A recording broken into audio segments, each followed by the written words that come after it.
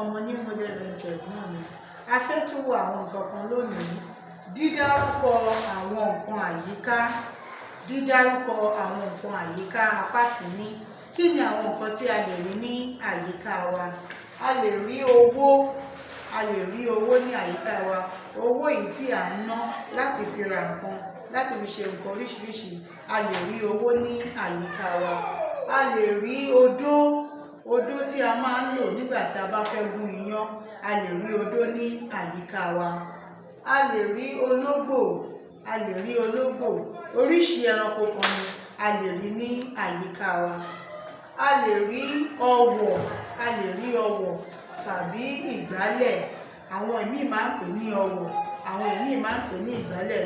Oríṣi ohun èlò kan ni èyí tí a máa ń lò láti fi tún àyíká wa ṣe.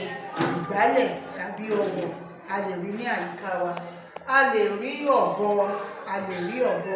Ẹranko kan ni tí àwọn mìíràn nífẹ̀ẹ́ sí láti máa mú sínú ilé. A lè rí ọ̀bọ ní àyíká wa.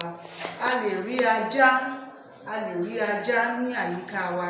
A lè rí ajá ní àyíká wa. Àwọn míì máa ń rà sílé láti fi ṣọdẹ fún wọn àbí láti máa bá ṣeré. A lè rí ajá ní àyíká wa. A lè rí ọkọ́. A lè rí ọkọ́.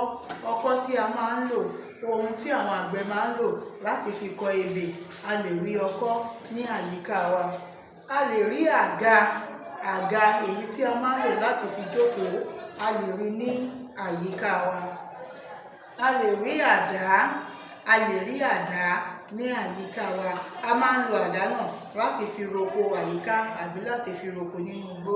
A lè rí ewé. A lè rí ewé. Tí a bá ní àwọn ibi tí a máa ń gbin nǹkan sí, a lè rí ewé níbẹ̀.